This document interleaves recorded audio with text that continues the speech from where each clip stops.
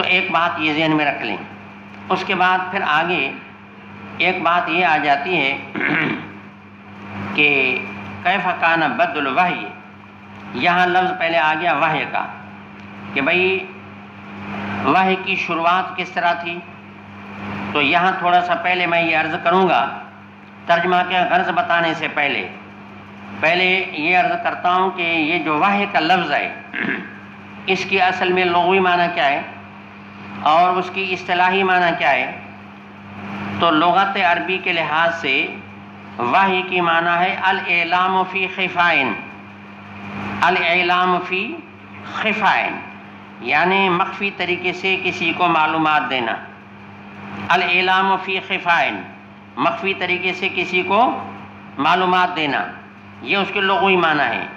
امام جوہری فرماتے ہیں جو لغت کے امام ہیں کہ وحی کی معنی الکتابت، وحی کی معنی الاشارت، وحی کی معنی الارسال، اور وحی کی معنی یعنی سمجھا کہ الکلام. یہ ساری وحی کے معنی ہیں کہ بھائی وحی معنی اوہا معنی اشارہ کیا، یا وحی کی معنی یہ ہے کہ یعنی کیا کیا، لکھ کے دیا، کوئی چیز لکھ کر کے دی، یا یہ کہ پیغام کسی کو پیغام دے کر کے روانہ کیا، تو یہ بھی اس کے معنی ہے. اس طریقے سے کلام یہ بھی اس کے معنی ہے. تو لغت میں ساری معنی ہے، الاشارت، الکتابت، الارسال، الکلام، یہ ساری معنی ہیں امام جوہری فرماتے ہیں. باقی رہ گیا کہ وحی کی اصطلاحی معنی کیا ہے. وہ اعلام اللہ تعالی انبیاءہ، کہ اللہ تبارک و تعالیٰ کا اپنے انبیاء کو معلومات دینا، اما بکتب او بارسال او بمنام او الہام، کہ اپنے انبیاء کو معلومات دینا. کیسے؟ کتاب بھیج دینا، یا یہ ہے کہ بھائی یعنی ان کو انبیاء علیہ السلام کو کوئی بات خواب میں بتانا، یا یہ ہے کہ معنی ان کو کسی بات کا القاء ان کے دل میں کر دینا جسے الہام کہتے ہیں. یا یہ ہے کہ کلام، کہ اللہ اپنے کسی نبی سے کلام کرے جیسے حضرت موسیٰ علیہ السلام سے کلام کیا. تو معنی اعلام اللہ تعالی انبیاءہ اما بکتب او برسالت او بمنام او بالہام.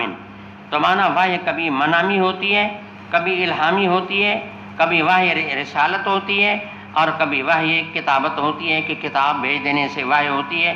تو یہ وحی کے سارے طریقے ہیں، یہ وحی کی اصطلاحی معنی ہے. اس کے بعد پھر یہ ہے کہ وحی کی اقسام کتنے ہیں. تو اس کے بارے میں امام حلیمی فرماتے ہیں کہ وحی کی 46 اقسام ہیں.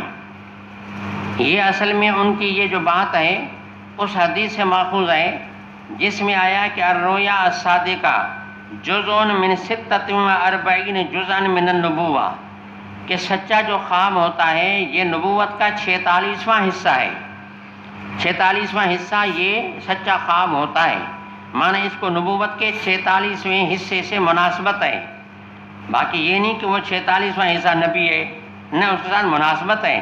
تو اس حدیث سے سمجھ میں آیا کہ معنی 46 حصے نبوت کے ہیں. تو امام حلیمی فرماتے ہیں کہ وحی کے 46 اقسام وحی کے ہیں. لیکن علامہ جو ہے سہیلی وہ فرماتے ہیں وحی کے 7 قسمیں ہیں.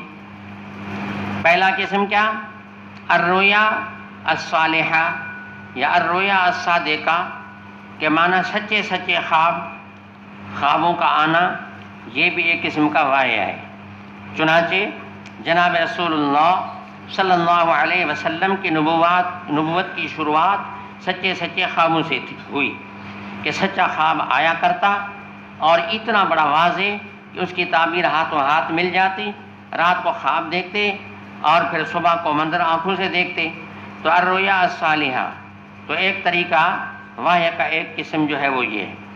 اور دوسرا قسم ان نے یہ فرمایا کہ دوسرا قسم ہے یعنی وحی کلامی، کہ معنی یہ بات ہے کہ اللہ تعالیٰ اپنے نبی سے کوئی کلام کرے، اللہ تعالیٰ اپنے نبی سے کوئی کلام کرے جیسے حضرت موسیٰ علیہ السلام کے ساتھ سینا پہاڑ کے اوپر اللہ نے جو کلام فرمایا، تو یہ بھی ایک واحد کی صورت ہے۔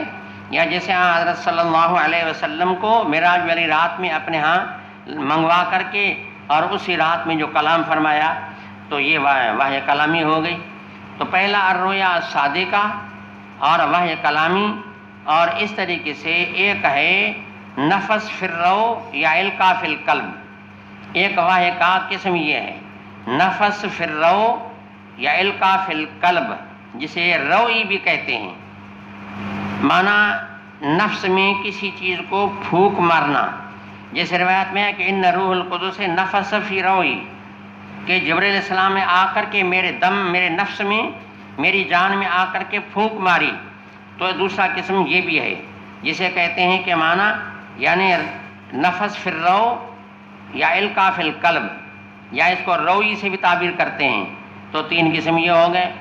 اور چوتھا قسم جو ہے وحی کا، وہ ہے سلسلۃ الجرس، کہ معنی جو ہے وحی جب اس کا نزول ہو تو کانوں میں آواز اس طرح پڑ رہی ہو جیسا کوئی جب گھنٹ بجتا ہے تو اس کی آواز زوں زوں زوں، ایسی ایک مسلسل لگاتار ایک آواز چل رہی ہوتی ہے۔ ایسی آواز ہے کہ جس میں نہ کوئی تکتی ہے نہ کوئی کاٹ کوٹ ہے، اس میں تسلسل ہے۔ تو مثل سلسلۃ الجرس، جیسے گھنٹ کی آواز لگاتار ہوتی ہے، اور پھر اس سے اللہ کے نبی بات کو سمجھ لیا کرتے ہیں، اور فرمایا کہ مجھے اس میں تکلیف بھی ہوتی ہے۔ تکلیف اس لیے ہوتی ہے کہ وہ صاف واضح کلام تو جیسے ہوتا ہے وہ کلام تو ہوتا نہیں، اور اس سے بات کو سمجھنے میں دقت ہوا کرتی ہے۔ تو بہرحال پہلا الرؤیا الصادقہ، اور دوسرا رو فی النفس یا القاء فی القلب، اور تیسرا جو ہو گیا یعنی مقصد یہ کہ یہ سلسلۃ الجرس، یہ تین ہو گیا۔ اور جی ہاں وہی کلامی چار ہو گئے۔ اور اس کے بعد جو ہے پھر ایک قسم جو ہے یہ ہے کہ وحی تمثلی، کہ فرشتہ جو ہے کسی انسانی شکل میں خدمت میں آئے، جیسے حضرت جبرائیل علیہ السلام دیا قلبی کی شکل میں آیا کرتے تھے، تو یہ وحی تمثلی ہے۔ تو معنی کسی انسانی شکل کو اختیار کر کے فرشتہ خدمت میں آ جایا کرتا، تو ایک قسم وحی کا یہ بھی تھا، اور یہ ہو گیا۔ اور چھٹا قسم جو ہے وہ یہ کہ فرشتہ حضرت جبرائیل علیہ السلام کسی انسانی شکل کے میں نہ بلکہ اپنی اصلی شکل میں نمودار ہو اور اصلی شکل سے سامنے آ جائے، جیسا یہ حضرت صلی اللہ علیہ وسلم کے سامنے زندگی میں 2 مرتبہ ہوا۔ ایک مرتبہ سدرۃ المنتہا کے قریب معراج والی رات میں حضرت جبرائیل کو ان کی اصلی شکل میں دیکھا، اور ایک جو ہے فترت وحی کے بعد جب وحی کا سلسلہ پھر سے شروع ہوا، مکہ مکرمہ کی دھرتی پر حضرت جبرائیل کو اصلی شکل میں دیکھا۔ فرمایا کہ میں نے یوں دیکھا کہ سارے اس اطراف کو اپنے جسم سے بھر کے رکھا، 600 ان کے پر تھے، اور ان کے پروں سے یاقوت اور موتی بکھر رہے تھے اور جھڑ رہے تھے، اور میں نے دیکھا کہ کرسی کے اوپر ہے لیکن سارے آسمان کے آدھے کو بھر کے رکھا ہے۔ اور پھر انسانی ایک معاملہ ہے کہ جو انسان کی طبیعت اور طبعیات انسان سے منفک نہیں ہوتے، انسانیت یا انسانی لوازمات انسان سے جدا نہیں ہوتے، تو طبعی تقاضے انسان میں ہوتے ہیں، وہ بھلی کتنا بڑے سے بڑا مقام ہو لیکن طبعیات کا آنا اس کی بڑے مقام کے منافی نہیں۔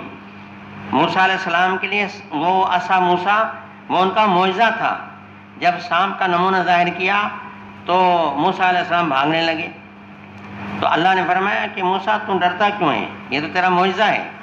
تو حضرت صلی اللہ علیہ وسلم جب جبریل کو اصلی شکل میں دیکھا تو طبیعت پر ایک غشی طاری ہو گئی، اور پھر اس کے بعد جب ہوش بعد میں آ گیا اور گھر آئے تو طبیعت پر وہ اثرات تھے ابھی، اور گھر والوں کو آ کر کے یہ کہا کہ چادر مجھے لپیٹو۔ اس کے بعد پھر وہی فرشتہ خدمت میں آیا اور آیت کریمہ لے کے آیا، یا ایھا المدثر قم فانذر وربک فکبر وثیابک فطہر والرجز فاہجر۔ آپ سو کیسے رہیں، ابھی کام تو ابھی کرنا ہے۔ اس آیت کریمہ کے بعد تبلیغ کا حکم شروع ہوا۔ 3 سال پہلے غار حرا میں جو ہوا، وہاں جو فرشتہ خدمت میں آیا وہاں صرف نبوت ملی، لیکن تبلیغ کا حکم ابھی نہیں تھا۔ اس آیت کریمہ 3 سال کے بعد